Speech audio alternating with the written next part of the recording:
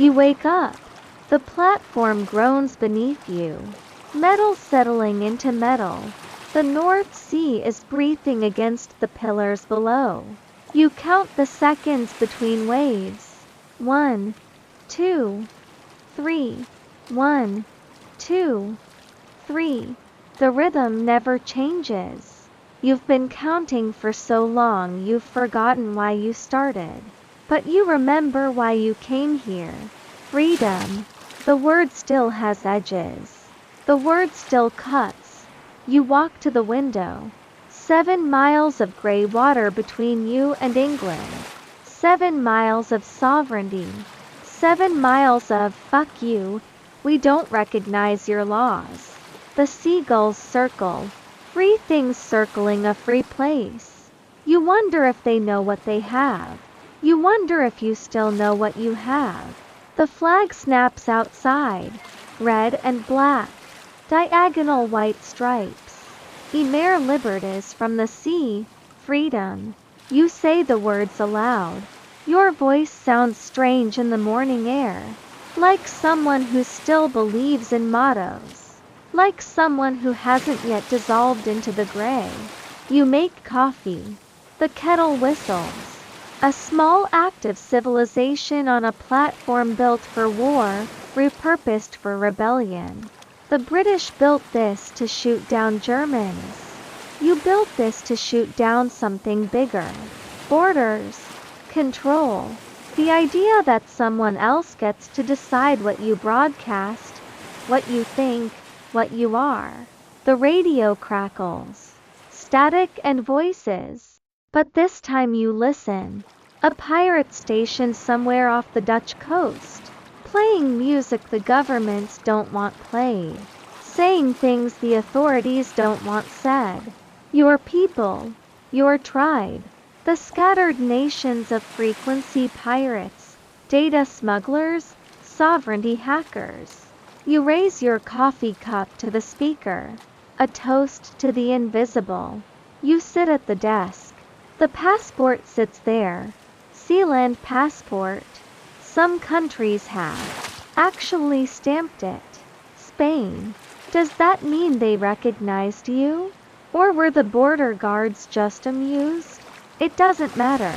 What matters is the middle finger it represents. The absurdity made real. The joke is taken seriously until it becomes truth. You wrote in the logbook. Not just weather. Gray.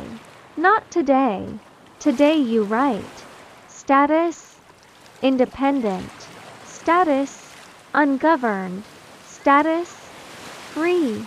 The words look ridiculous on paper. The words look beautiful on paper. Both things are true. You walk the perimeter. 50. 5 steps north. To the south. 40 steps east to west. 550 square meters of territory no empire can claim. Your grandfather couldn't have owned land, too poor, too wrong class. But you own this. Or you don't own it because ownership is theft. Or you've made ownership meaningless by making it absurd. You are not sure which interpretation you believe today. Maybe all of them. Maybe none. The rust on the eastern corner looks like continents. Like old maps drawn by people who didn't know the world's real shape. You are making a new kind of map. A map where borders are voluntary. Where nations are jokes people take seriously. Where a former radio DJ could be a prince because why the fuck not? You remember the day the German diplomats came, after the coup, after Alexander Achenbach and his mercenaries tried to take the platform. After your father held a man at gunpoint until governments got involved. Germany sent diplomats. They negotiated. They implicitly recognized your sovereignty by trying to negotiate its violations. The absurdity weaponized. The paradox made policy. You eat lunch. Canned soup. But today you taste it. You taste the fact that no government subsidized this soup. No nation state taxed its purchase. No customs officer inspected it. It's just soup, but it's also freedom soup, sovereignty soup. The mundane made magical by context. A helicopter passes overhead. Too far to matter but close enough to remind you. They're watching. They've always been watching. Britain, the EU, the navies, the corporations, the curious. Let them watch. You're doing nothing illegal because you've transcended their concept of legal. You are not a criminal. You're a category error. You checked the generator. Oil level. Adequate. Fuel. Sufficient. But now you think, this generator powers something beyond electricity. It powers an idea. Every revolution of its engine is a revolution against the assumption that only certain people get to make countries. Only certain borders count. Only certain flags deserve saluting. The radio crackles. You adjust the antenna. This antenna has broadcast pirate radio, sheltered data servers, transmitted the untransmittable. Information wants to be free, they say. You made a place where information could be free, where the internet could hide from governments, where Havenko tried to build digital sanctuaries. It failed, yes. The dream collapsed, but the trying mattered. The gesture mattered. The middle finger to censorship mattered. You find yourself at the window again. But this time you are not lost. You are present. The gray water is beautiful today, beautiful because it's unclaimed. Because no empire's warships plow these exact molecules. Because you're standing on the edge of everything and nothing simultaneously. A container ship passes. You know what it's carrying. Goods. Products. Things made in nations, regulated by nations, taxed by nations, controlled by nations. Your platform carries something different. It carries the idea that all of that is optional, arbitrary, dissolvable. You think about the visitors, the curious ones who chartered boats to visit. The ones who bought nobility titles Lord of Sealand for £200 sterling. Was it a scam? Was it real? Both? Neither. You were selling something more valuable than legitimacy. You were selling permission to participate in the joke. The great cosmic joke that nations are just consensus hallucinations that someone has to be first to break. The sun sets somewhere behind the clouds. The gray darkens to charcoal.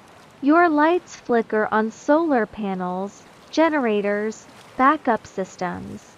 You are off the grid because you are the grid. You are not a node in their network. You are a network of one, an impossible, absurd, beautiful network of one. You sit in the chair. Your chair.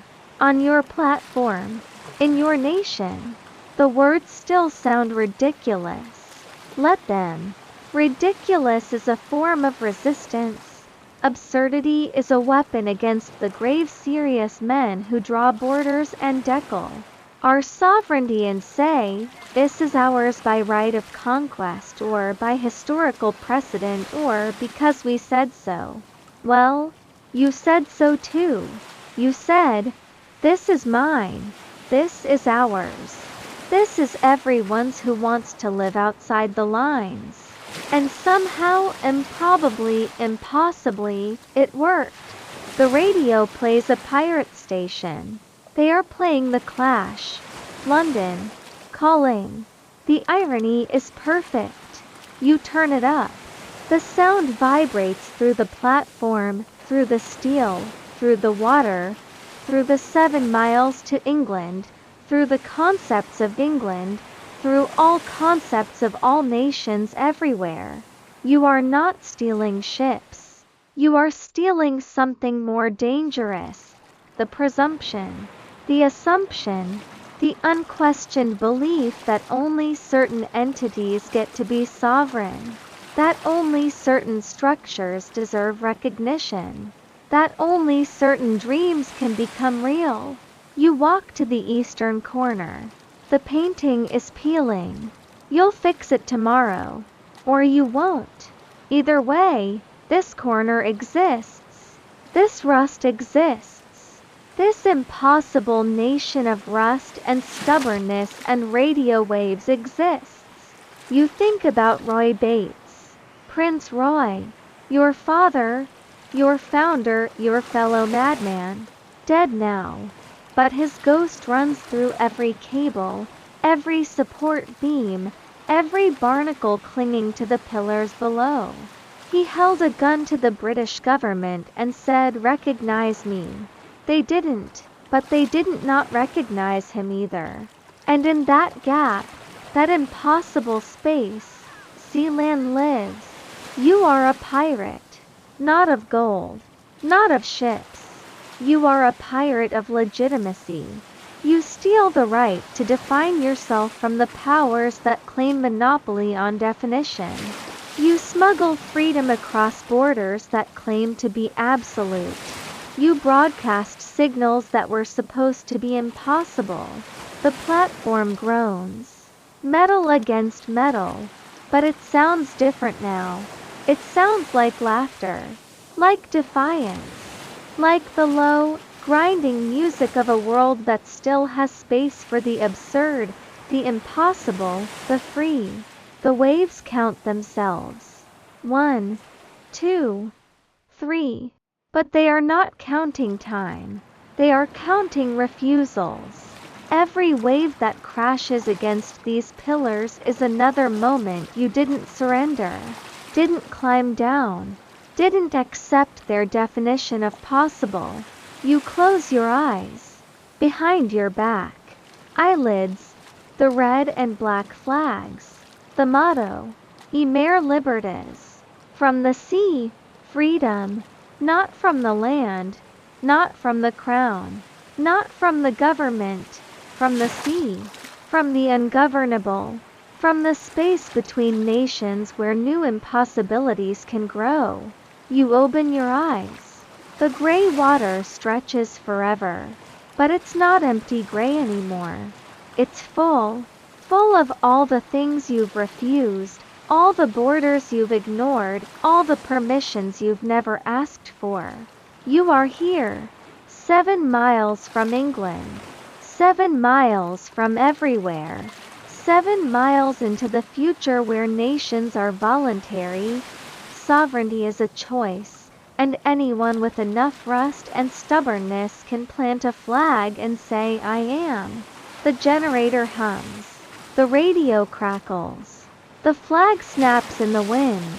The platform groans its metallic defiance. You count, not the waves, not the time. You count victories. 1. You exist. 2. They cannot make you not exist. 3. That impossibility is everything. You are a pirate in Sealand. A pirate of the possible. A smuggler of sovereignty, a broadcaster of the ungovernable frequency. The sea breathes, you breathe with it, free, always free, impossibly, absurdly, defiantly free.